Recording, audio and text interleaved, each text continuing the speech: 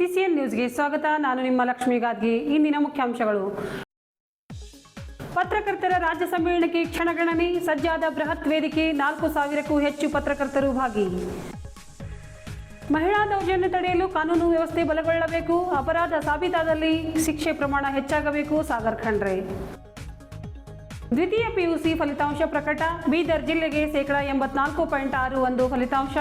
ರಾಜ್ಯದಲ್ಲಿ 20 ಸ್ಥಾನ ಗ್ರಾಮೀಣ ಪ್ರದೇಶದ ವಿದ್ಯಾರ್ಥಿಗಳ ಮೇಲುಗೈ. ದ್ವಿತೀಯ ಪಿಯುಸಿ ಪರೀಕ್ಷೆ ಶಾಹೀನ್ ಕಾಲೇಜು ಸಾಧನೆ. ಕಾಲೇಜ್ಗೆ ಟಾಪರ್ ಆಗಿ ಉತ್ತೀರ್ಣರಾದ ವಿದ್ಯಾರ್ಥಿನಿ ಸಾನಿಯಾ ಅಲಿಸಾ ಸಂಸ್ಥೆ ಅಧ್ಯಕ್ಷರಿಂದ ಸನ್ಮಾನ.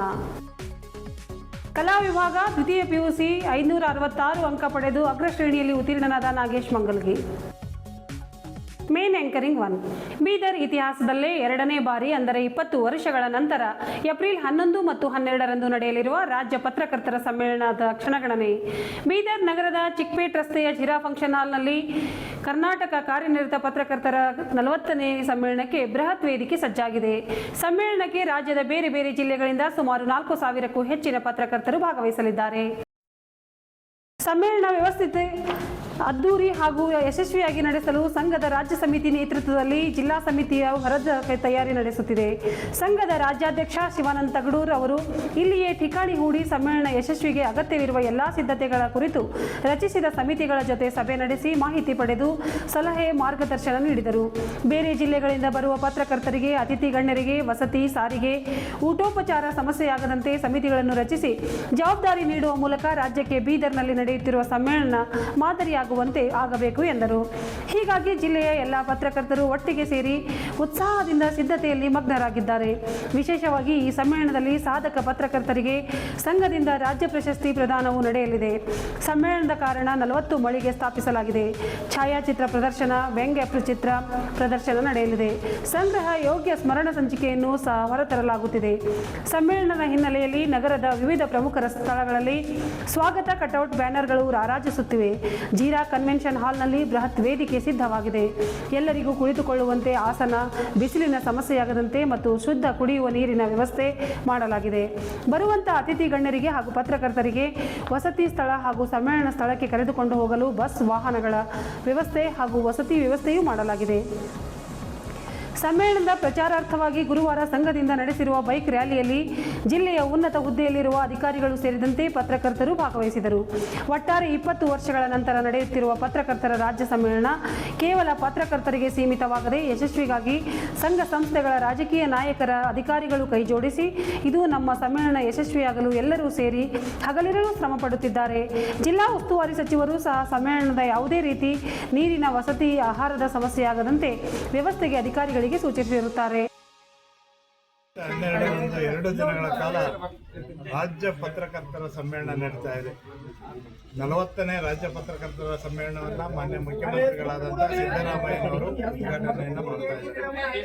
ಆ ಕಾರ್ಯಕ್ರಮದಲ್ಲಿ ಅತಿಥಿ ಗಣ್ಯರು, ಸಚಿವರುಗಳು ಸೇರಿದಂತೆ ಅನೇಕರು ಭಾಗವಹಿಸ್ತಾ ಇದ್ದಾರೆ.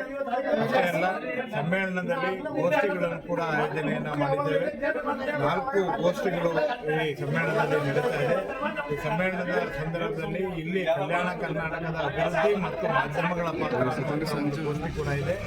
ಅದರ ಆಚೆಗೆ ಮಾಧ್ಯಮಗಳು ಮತ್ತು ಪತ್ರಕರ್ತರ ಜವಾಬ್ದಾರಿ, ಹಾಗೆ ಗಾಂಧಿ ಮತ್ತು ಅಂಬೇಡ್ಕರ್ ಅವರು ಪತ್ರಕರ್ತರಿಗೆ ಹೇಗೆ ಮಾದರಿ, ಅವರು ಹಾಕಿಕೊಟ್ಟಂಥ ಮಾರ್ಗಗಳು ಏನು ಅನ್ನೋದು ಆ ಗೋಷ್ಠಿ ಕೂಡ ಇದೆ. ಅದರ ಜೊತೆಗೆ ಆರ್ಟಿಫಿಷಿಯಲ್ ಇಂಟೆಲಿಜೆನ್ಸ್ ಜೊತೆಗೆ ಡಿಜಿಟಲೀಕರಣ, ಇವತ್ತಿನ ಪತ್ರಕರ್ತ ಹೇಗೆ ಅಪ್ಡೇಟ್ ಆಗಬೇಕು, ಸುದ್ದಿ ಮನೆಗಳು ಹೇಗೆ ಅಪ್ಡೇಟ್ ಆಗಬೇಕು ಅನ್ನುವಂಥ ವಿಚಾರವನ್ನು ಇಟ್ಕೊಂಡು ಕೂಡ ಅದು ಒಂದು ಗೋಷ್ಠಿಯನ್ನು ಇಟ್ಟಿದ್ದೇವೆ. ಒಟ್ಟು 4 ಗೋಷ್ಠಿಗಳು ಇಲ್ಲಿ ನಡೀತಾ ಇದೆ. ಅದರ ಆಚೆಗೆ ಗಡಿ ಬಗ್ಗೆ ಒಂದು ಸಂವಾದ ಕೂಡ ಇಟ್ಟಿದ್ದೇವೆ. ಗಡಿ ಭಾಗದಲ್ಲಿರುವಂಥ ಸಮಸ್ಯೆಗಳು, ಅದಕ್ಕೆ ಸರ್ಕಾರದ ಪ್ರತಿಕ್ರಿಯೆ ಏನು, ಮಾಧ್ಯಮಗಳ ಪಾತ್ರ ಏನು ಅಂತ ವಿಚಾರದಲ್ಲೂ ಕೂಡ ಒಂದು ಗೋಷ್ಠಿ ಇದೆ. ಅದಾದಮೇಲೆ ಸಮಾರೋಪ ಸಮಾರಂಭ ನಡೀತಾ ಇದೆ. ಸಮಾರೋಪ ಸಮಾರಂಭದಲ್ಲಿ ನಮ್ಮ ಸುದ್ದಿ ಮನೆಯಲ್ಲಿ ಯಾರೆಲ್ಲ ಪತ್ರಕರ್ತರು ಪ್ರತಿಭಾನ್ವಿತರು ಇದ್ದಾರೆ, ಅವ್ರಿಗೆ ಯಾರ್ಯಾರಿಗೆ ಅವಾರ್ಡ್ ಬಂದಿದೆ ಅಂಥವ್ರಿಗೆಲ್ಲರೂ ಕೂಡ ಗೌರವಿಸುವಂಥ ಕೆಲಸವನ್ನು ಕೂಡ ಮಾಡ್ತಾ ಇದ್ದೀವಿ. 12ನೇ ತಾರೀಕು ಸಾಮಾನ್ಯ ಸದಸ್ಯರ ಸಭೆ ಕೂಡ ಇದೆ. ಅವತ್ತು ಎಲ್ಲ ಪತ್ರಕರ್ತರುಗಳು ಅದರಲ್ಲಿ ಭಾಗವಹಿಸ್ತಾ ಇದ್ದಾರೆ. ಹೀಗೆ 2 ದಿನಗಳ ಕಾಲ ಪತ್ರಕರ್ತರದೇ ಹಬ್ಬ, ಪತ್ರಕರ್ತರದೇ ಜಾತ್ರೆ, ಪತ್ರಕರ್ತರದೇ ಸಂಭ್ರಮ, ಪತ್ರಕರ್ತರದೇ ಇಡೀ 2 ದಿನ ಬೀದರ್ ಅವರ ಪತ್ರಕರ್ತರದ್ದೇ ಆಗಿರುತ್ತೆ. ಇಡೀ ನಾಡಿನ ಉದ್ದಗಲಕ್ಕೆ ಎಲ್ಲ ಪತ್ರಕರ್ತರು ಇರೋದ್ರಿಂದ ಇದನ್ನು ಸಮ್ಮೇಳನವನ್ನು ಅರ್ಥಪೂರ್ಣವಾಗಿ 40ನೇ ರಾಜ್ಯ ಪತ್ರಕರ್ತರ ಸಮ್ಮೇಳನವನ್ನು ಅರ್ಥಪೂರ್ಣವಾಗಿ ಮಾಡುವಂಥ ಕೆಲಸವನ್ನು ಕರ್ನಾಟಕ ಕಾರ್ಯನಿರತ ಪತ್ರಕರ್ತರ ಸಂಘ ಮತ್ತು ಇಲ್ಲಿ ಬೀದರ್ ಜಿಲ್ಲೆಯ ಎಲ್ಲ ಪತ್ರಕರ್ತರು ಒಡಗೂಡಿ ಒಟ್ಟಾಗಿ ಮಾಡ್ತಾ ಇದೆ. ನೀವೆಲ್ಲರೂ ಬನ್ನಿ, ಸಮ್ಮೇಳನ ಯಶಸ್ವಿ. ಎಲ್ಲ ಸಮಿತಿಯವರಿಗೆ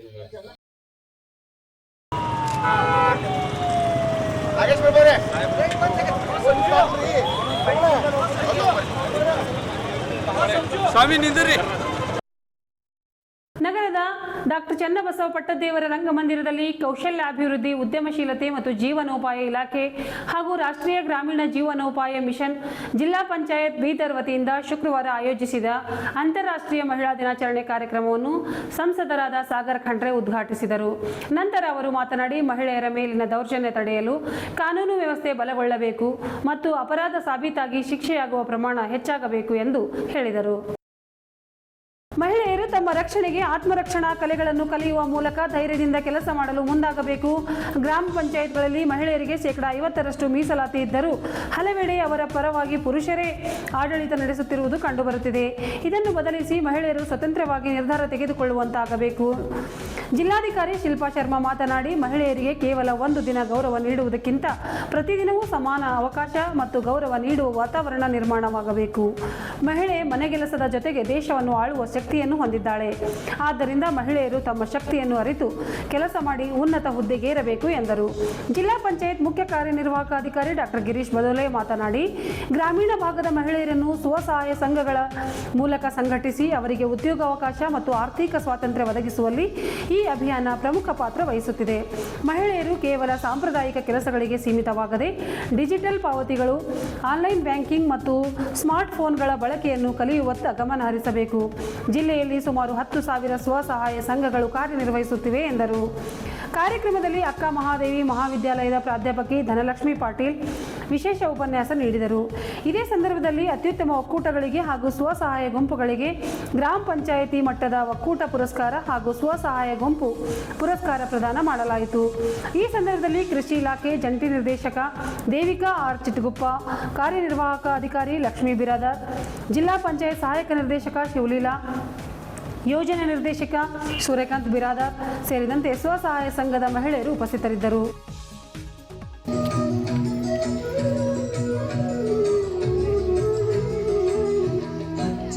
ಕನ್ನಡದ ದೀಪ, ಅಚ್ಚೇವು ಕನ್ನಡದ ದೀಪ, ಕರುನಾಡ ದೀಪ, ಸಿರಿನುಡಿಯ ದೀಪ, ಒಲವೆತ್ತಿ ತೋರುವ ದೀಪ. ಅಚ್ಚೇವು ಕನ್ನಡದ ದೀಪ, ಅಚ್ಚೇವು ಕನ್ನಡದ ದೀಪ.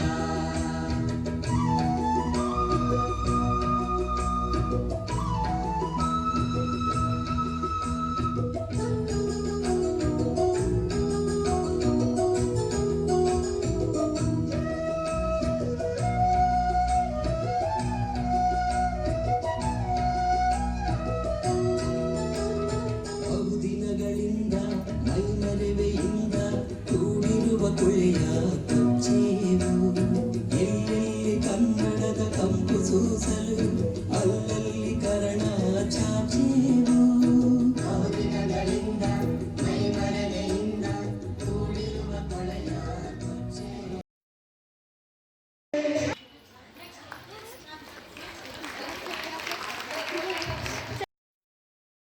ದ್ವಿತೀಯ PUC ಪರೀಕ್ಷೆ ಫಲಿತಾಂಶದಲ್ಲಿ ಬೀದರ್ ಜಿಲ್ಲೆ ರಾಜ್ಯದ ರ್ಯಾಂಕಿಂಗ್ನಲ್ಲಿ 20ನೇ ಸ್ಥಾನ ಪಡೆಯುವ ಮೂಲಕ 84.61 ಫಲಿತಾಂಶ ಬಂದಿದೆ.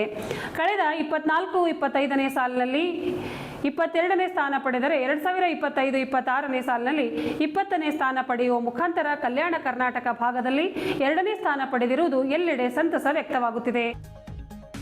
ಜಿಲ್ಲೆಯಲ್ಲಿ ಮಾರ್ಚ್ನಲ್ಲಿ ನಡೆದಿದ್ದ ದ್ವಿತೀಯ PUC ಪರೀಕ್ಷೆಗೆ 18,301 ವಿದ್ಯಾರ್ಥಿಗಳು ಪರೀಕ್ಷೆ ಬರೆದಿದ್ದರು. ಈ ಪೈಕಿ 15,487 ಉತ್ತೀರ್ಣರಾಗಿದ್ದಾರೆ. ಕಲಾ ವಿಭಾಗದಲ್ಲಿ 66.90%, ವಾಣಿಜ್ಯ ಕ್ಷೇತ್ರದಲ್ಲಿ 76.58%, ವಿಜ್ಞಾನ ವಿಭಾಗದಲ್ಲಿ 90% ಫಲಿತಾಂಶ ಬಂದಿದೆ ಎಂದು ಇಲ್ಲಿಯ ಪದವಿ ಪೂರ್ವ ಶಿಕ್ಷಣ ಇಲಾಖೆ ನೀಡಿರುವ ಮಾಹಿತಿಗಳು ತಿಳಿಸಿವೆ. ನಗರ ಪ್ರದೇಶಕ್ಕೆ ಹೋಲಿಸಿದರೆ ಗ್ರಾಮೀಣ ಭಾಗದ ವಿದ್ಯಾರ್ಥಿಗಳು ಮೇಲುಗೈ ಸಾಧಿಸಿದ್ದಾರೆ. ಪರೀಕ್ಷೆ ಬರೆದ ಗ್ರಾಮೀಣ ಪ್ರದೇಶದ 4162 ವಿದ್ಯಾರ್ಥಿಗಳಲ್ಲಿ 3588 ಅಂದರೆ ಶೇಕಡಾ 86.21 ವಿದ್ಯಾರ್ಥಿಗಳು ತೇರ್ಗಡೆಯಾಗಿದ್ದಾರೆ. ನಗರ ಪ್ರದೇಶದ 14139 ವಿದ್ಯಾರ್ಥಿಗಳ ಪೈಕಿ 11899 ಶೇಕಡಾ 84.61 ಪಾಸ್ ಆಗಿದ್ದಾರೆ. ಪ್ರಸಕ್ತ ಸಾಲಿನ ದ್ವಿತೀಯ ಪಿಯುಸಿ ಪರೀಕ್ಷೆಯಲ್ಲಿ ಅತ್ಯುತ್ತಮ ಫಲಿತಾಂಶ ಪಡೆಯುವ ಮೂಲಕ ಇಲ್ಲಿಯ ಶಾಹೀನ್ ಪದವಿ ಪೂರ್ವ ವಿಜ್ಞಾನ ಕಾಲೇಜು ಸಾಧನೆಗೈದಿದೆ. ಕಾಲೇಜಿನ 1117 ವಿದ್ಯಾರ್ಥಿಗಳು ಪರೀಕ್ಷೆ ಬರೆದಿದ್ದರು. ಈ ಪೈಕಿ 439 ಅಗ್ರಶ್ರೇಣಿ, 632 ಪ್ರಥಮ ದರ್ಜೆ ಹಾಗೂ 6 ವಿದ್ಯಾರ್ಥಿಗಳು ದ್ವಿತೀಯ ದರ್ಜೆಯಲ್ಲಿ ಉತ್ತೀರ್ಣರಾಗಿದ್ದಾರೆ. ಕಾಲೇಜು ಒಟ್ಟಾರೆ ಫಲಿತಾಂಶ ಶೇಕಡಾ 96.41 ಆಗಿದೆ ಎಂದು ಶಾಹೀನ್ ಶಿಕ್ಷಣ ಸಂಸ್ಥೆಗಳ ಸಮೂಹದ ಅಧ್ಯಕ್ಷ ಡಾಕ್ಟರ್ ಅಬ್ದುಲ್ ಖದೀರ್ ತಿಳಿಸಿದ್ದಾರೆ. ಸಾನಿಯಾ ಅಲಿಸಾಬ್ ಶೇಕಡಾ 98ರಷ್ಟು ಅಂಕ ಗಳಿಸಿ ಕಾಲೇಜಿಗೆ ಟಾಪರ್ ಆಗಿ ಹೊರಹೊಮ್ಮಿದ್ದಾರೆ. ಯಾಸಿರ್ ಮುಲ್ಲಾ ಶೇಕಡಾ 97.33, ಉಮ್ಮೆ ಐಮನ್ ಮಂದಾಸ್ ಶೇಕಡಾ 97, ಮೈನಾ ಕುಂದು ಶೇಕಡಾ 96.67, ನಂದಿನಿ ಶೇಕಡಾ 96.50, ಝೋಯಾ ಫಾತಿಮಾ ಶೇಕಡಾ 96.50, ಜ್ಯೋತ್ಸ್ನಾ ಜೇಶಿ ಭೀಮಾಶಂಕರ್ 96.33, ಜೀಶಾನ್ ಸೇ 96.17, ಅಬೂಬಕರ್ ಅಬ್ದುಲ್ಲಾ ಶೇಕಡಾ 96.17ರಷ್ಟು ಅಂಕ ಪಡೆದು ಸಾಧನೆ ಮಾಡಿದ್ದಾರೆ ಎಂದು ಹೇಳಿದ್ದಾರೆ. ಉತ್ತಮ ಶೈಕ್ಷಣಿಕ ವಾತಾವರಣ, ಗುಣಮಟ್ಟದ ಸ್ಪರ್ಧಾತ್ಮಕ ಶಿಕ್ಷಣ, ಆಡಳಿತ ಮಂಡಳಿ, ಉಪನ್ಯಾಸಕರ ಮಾರ್ಗದರ್ಶನ ಹಾಗೂ ವಿದ್ಯಾರ್ಥಿಗಳ ಪರಿಶ್ರಮದಿಂದಾಗಿ ಕಾಲೇಜಿಗೆ ಅತ್ಯುತ್ತಮ ಫಲಿತಾಂಶ ದೊರೆತಿದೆ ಎಂದು ತಿಳಿಸಿದ್ದಾರೆ. ಬೀದರ್ ಜಿಲ್ಲೆಯ ಕಾಡ್ವಾದ್ ಗ್ರಾಮದ ರೈತನಾದ ರಾಚಪ್ಪ ಮಂಗಲ್ಗಿಯವರ ಪುತ್ರ ಕಲಾ ವಿಭಾಗದಲ್ಲಿ 600 ಅಂಕಗಳ ಪೈಕಿ 566 ಅಂಕಗಳು ಪಡೆದು ಅಗ್ರ ಶ್ರೇಣಿಯಲ್ಲಿ ಉತ್ತೀರ್ಣನಾದ ವಿದ್ಯಾರ್ಥಿ ನಾಗೇಶ್ ಬೀದರ್ನ ಕರ್ನಾಟಕ ಕಲೆ, ವಿಜ್ಞಾನ ಮತ್ತು ವಾಣಿಜ್ಯ ಪದವಿ ಪೂರ್ವ ಕಾಲೇಜ್ ಮಹಾವಿದ್ಯಾಲಯದಲ್ಲಿ ದ್ವಿತೀಯ ಕಲಾ ವಿಭಾಗದಲ್ಲಿ ಹೆಚ್ಚಿನ ಅಂಕ ಪಡೆದು ಒಬ್ಬ ರೈತನ ಮಗನಾಗಿ ಶ್ರಮಪಟ್ಟರೆ ಅಂದುಕೊಂಡಿದ್ದು ಸಾಧಿಸಲು ಸಾಧ್ಯ ಎನ್ನುವುದು ತೋರಿಸಿಕೊಟ್ಟ ವಿದ್ಯಾರ್ಥಿ. ಇನ್ನುಳಿದ ವಿದ್ಯಾರ್ಥಿಗಳಿಗೆ ಮಾದರಿಯಾಗಿದ್ದಾನೆ. ಮಗನ ಫಲಿತಾಂಶದಿಂದ ಜನ್ಮ ನೀಡಿದ ತಾಯಿ ತಂದೆ ಸಂತಸ ವ್ಯಕ್ತಪಡಿಸಿದ್ದಾರೆ.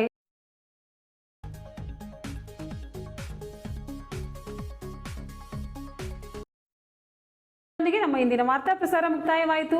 ಮುಂದಿನ ವಾರ್ತೆಗಳೊಂದಿಗೆ ಮತ್ತೆ ಭೇಟಿಯಾಗೋಣ. ವಂದನೆಗಳು.